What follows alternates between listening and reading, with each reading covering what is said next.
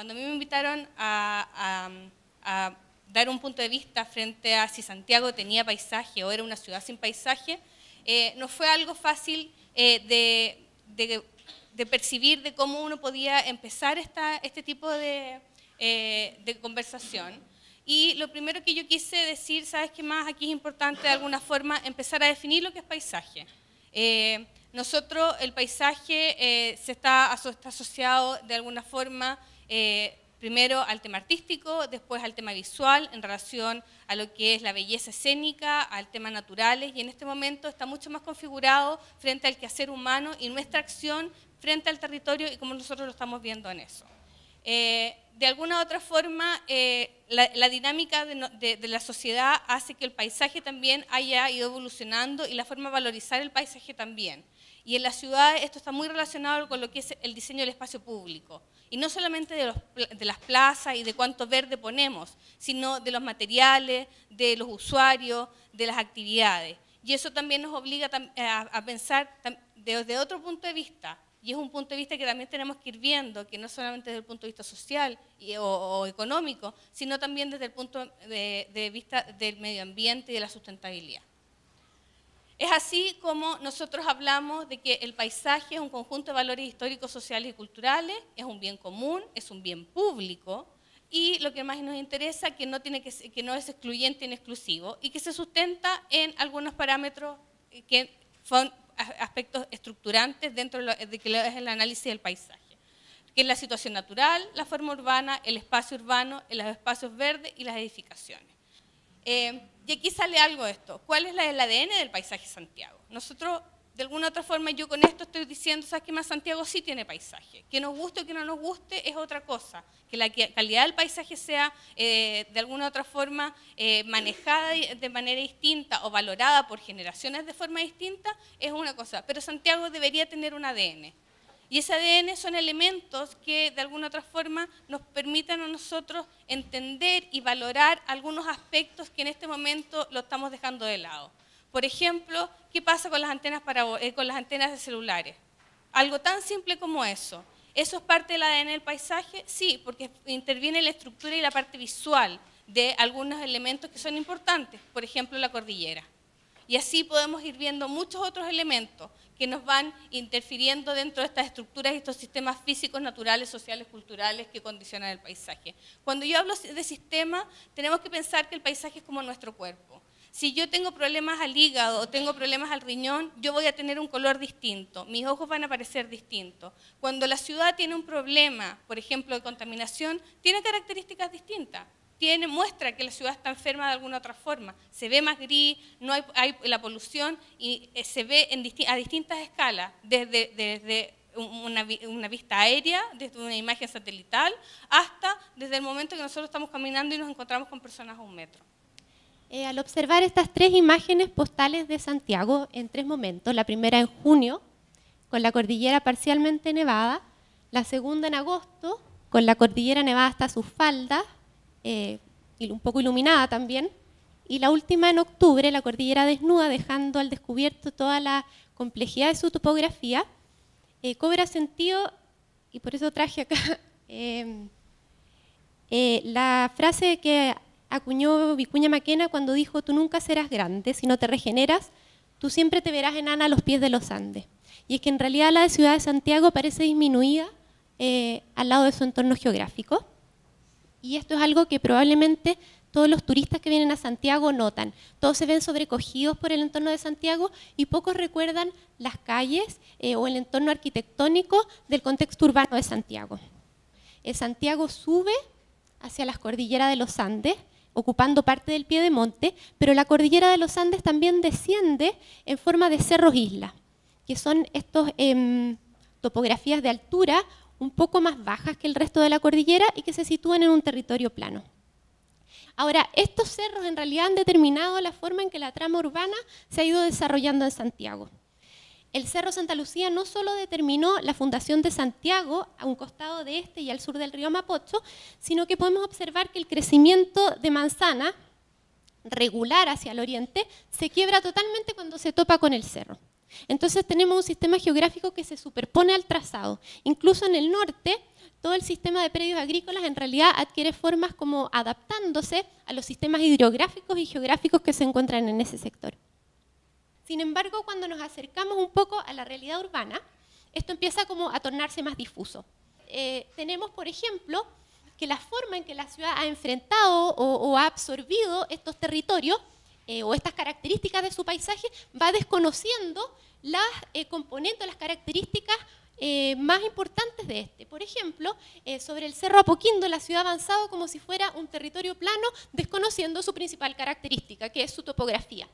En el caso de acá abajo, la imagen no está muy clara, la Costanera Norte hoy en día construye su cuarta pista, reduciendo aún más la caja del río, de un río que es de cauce amplio.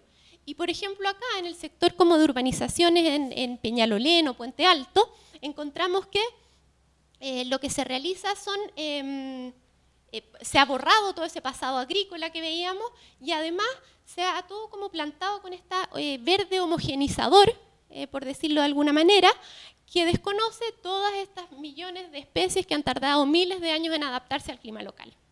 Efectivamente, el término paisaje surge de acepciones desde el arte, más específicamente el género de la pintura, y después fue de alguna manera tomado por distintas disciplinas, sociología, hoy en día también urbanismo, geografía, para empezar a generar una referencia mucho más sistémica en torno a la palabra paisaje. Pero quisiera rescatar de que si bien las distintas disciplinas muchas veces tienen miradas casi contradictorias sobre el tema, se mantiene como constante el hecho de referirse al paisaje como una resultante de la mirada.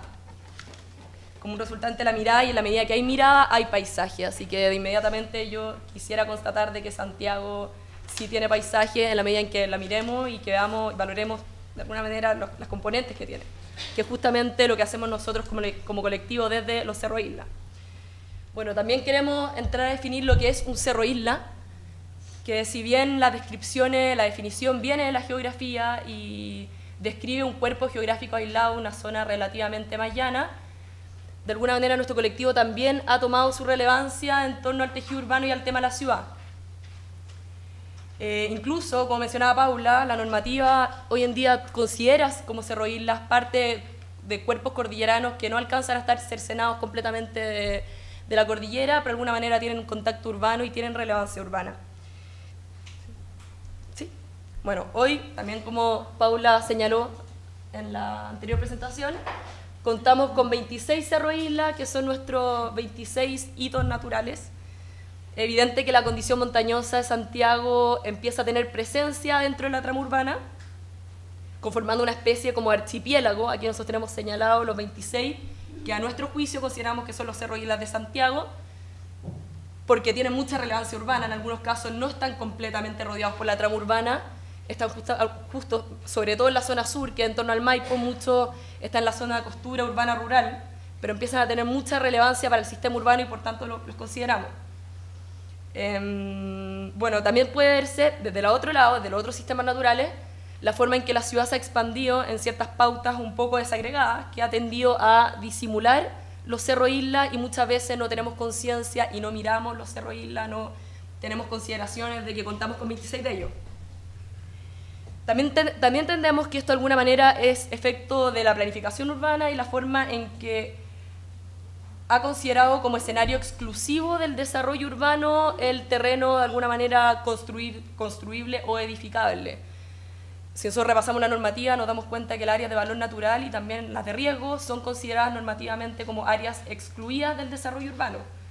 Y justamente el resto de los cerro islas, cuando algunos parches son áreas excluidas del desarrollo urbano, otras son áreas de rehabilitación ecológica, áreas verdes, y ahí empezamos a entrar en fragmentaciones normativas que no necesariamente consideran a el conjunto de cerros como lo vemos nosotros, que es un gran archipiélago y un gran sistema.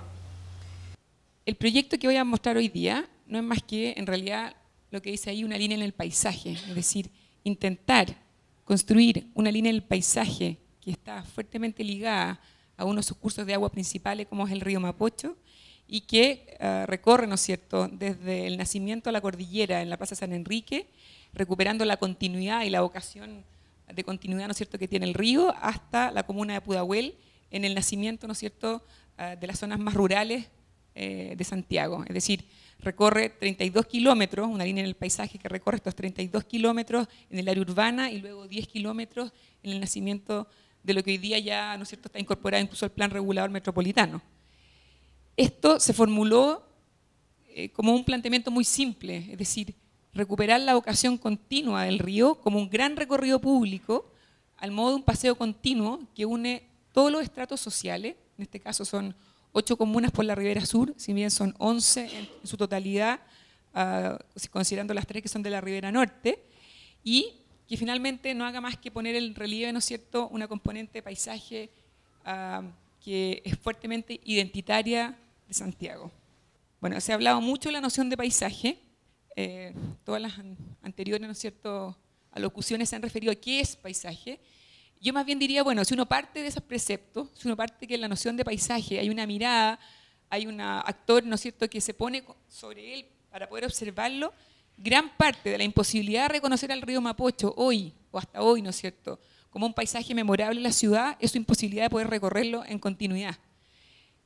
Hicimos una primera experiencia que yo creo que fue fundante para el proyecto, porque el paisaje, más que conceptualizarlo, se trataba, ¿no es cierto?, de poder reconocerlo en propiedad. Y para ello partimos incluso de un primer reconocimiento de cómo se lo representaba. Este es un plano que podríamos decir común y corriente, como se trazan las planificaciones en Santiago, como el intercomunal o como Plan Regulador de Santiago, en el cual lo menos dibujado eran justamente el ancho de entre 40 metros, que es la zona céntrica que tiene el río, hasta los 60 o 70 metros que tiene hacia el oriente o hacia el poniente, y que no constituyen ningún grado de precisión con respecto a su representación.